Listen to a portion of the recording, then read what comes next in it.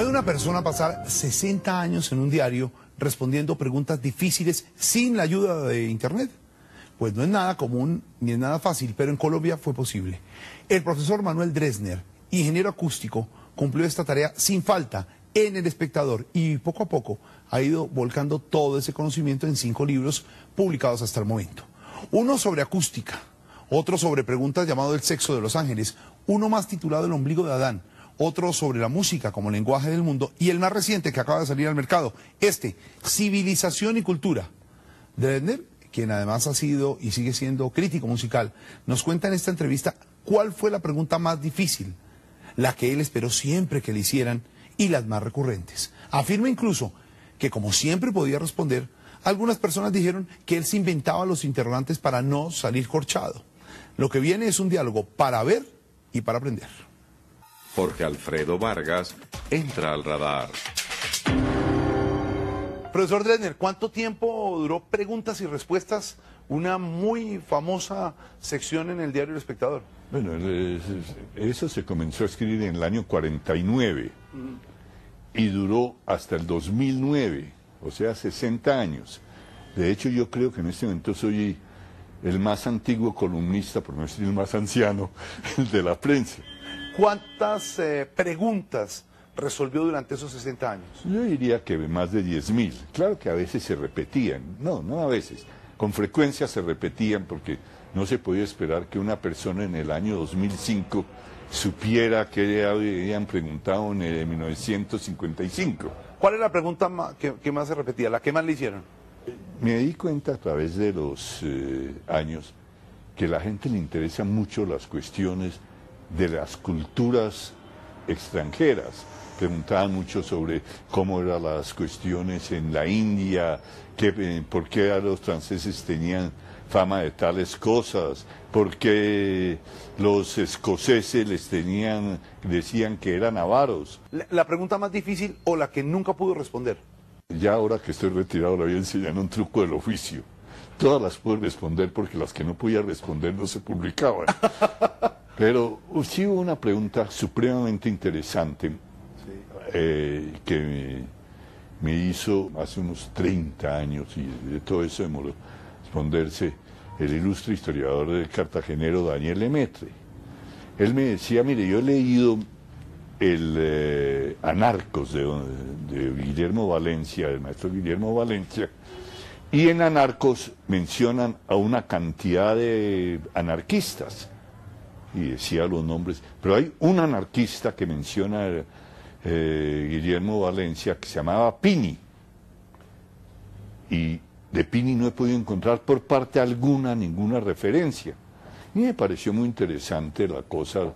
Le dije a Lemaitre que por favor tuviera un poquito de paciencia, y fue tanta la paciencia que se murió antes de que le pude responder. Pero sí existió y 30 años después la respondió. Sí, y la respondí cuando ya había muerto. De hecho, fue de las últimas preguntas que respondí en la sección. Hubo otra pregunta muy difícil que me tocó, era muy difícil porque no había ninguna referencia a la cual acudir, y era: ¿por qué en Bogotá a las carnicerías la llaman famas? Voy a la fama a comprar carne. Y definitivamente no está en ningún diccionario, en ninguna parte. ¿Y descubrió por qué?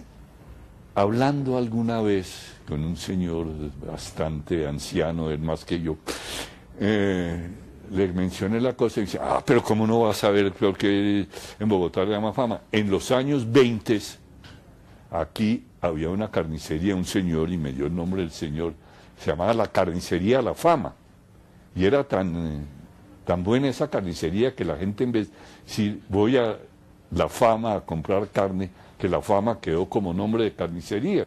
¿Quién le hubiera preguntado a usted al profesor Bueno, Dresner? es muy interesante. ¿Cómo hacía Beethoven para componer si era sordo?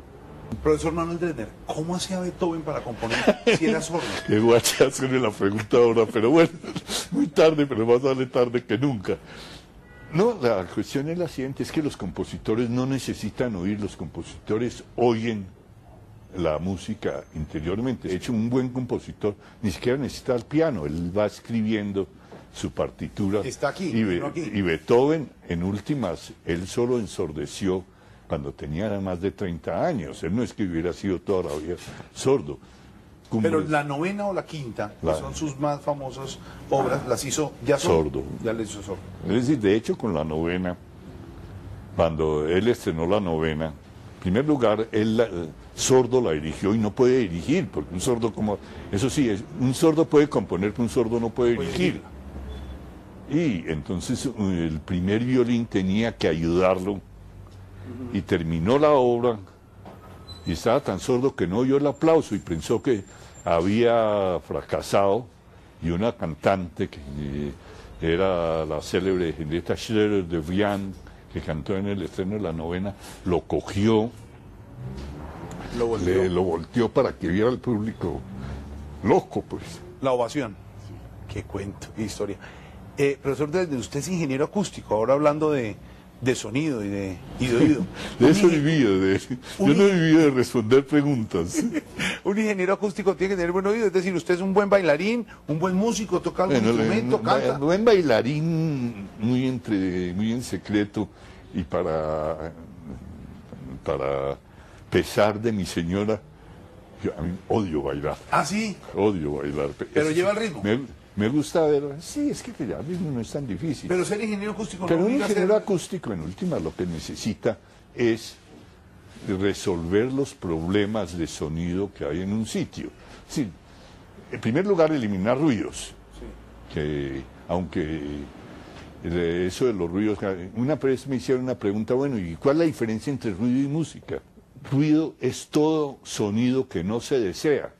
Si uno está a las 3 de la mañana oyendo, tratando de dormir, y el vecino está poniendo la novena sinfonía a todo volumen. Eso es ruido. La novena sinfonía es un ruido. Y la otra cosa es que las cosas suenen lo mejor posible, lo que sí se desea, suenen lo mejor posible en el sitio en donde suena.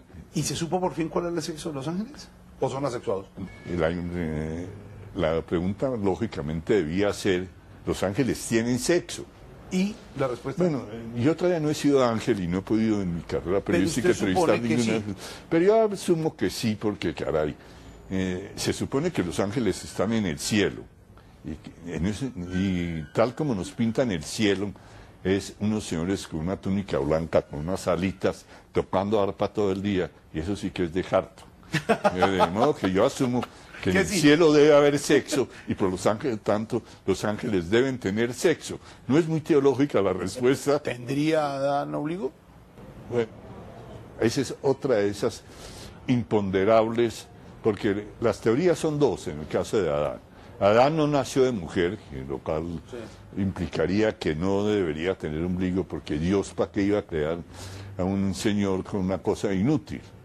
Esa es la teoría de los unos.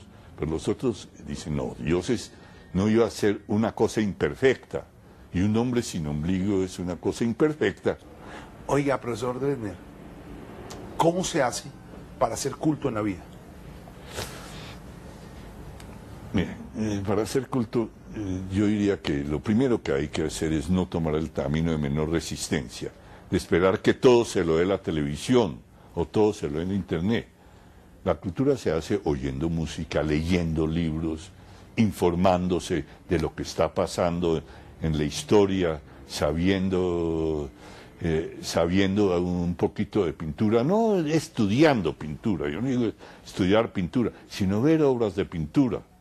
Y a la gente que dice que la cultura es aburrida, cultura sinónimo de ladrillazo, aburrición, ¿qué hay que decirle? Que la gente es muy bruta. Es decir, y que se está privando de uno de los grandes placeres de la vida. Es decir, el hecho de que hayan subsistido las novelas de Dostoyevsky y las sinfonías de Beethoven y los cuadros de Goya y del Greco y las obras de Cervantes y de Molière, no es por casualidad. Cuando ya los Beatles, para mencionar a quien lo respeto mucho, pero que no es lo que yo más amo, ya han sido olvidados, Beethoven todavía estará siendo tocado. De hecho, los Beatles tienen solo 40 años y Beethoven ya va para 200, y ahí sigue Beethoven tan campante. Oiga, finalmente ya para despedirnos, una frase suya de cabecera, algo de un escritorio ordenado. Es que me dejó preocupado para nosotros los ordenados. Bueno, lo que pasa es lo siguiente, mi escritorio parece que atrae el desorden. Es decir, gente muy bien intencionada llega y me pone cada cosita en un sitio y los libros en pilas, y usted para escudarse en ese desorden dice... y entonces no encuentro nada. Entonces, en el momento en que me hacen eso, a los 10 minutos ya está otra vez el escritorio con el papel por aquí.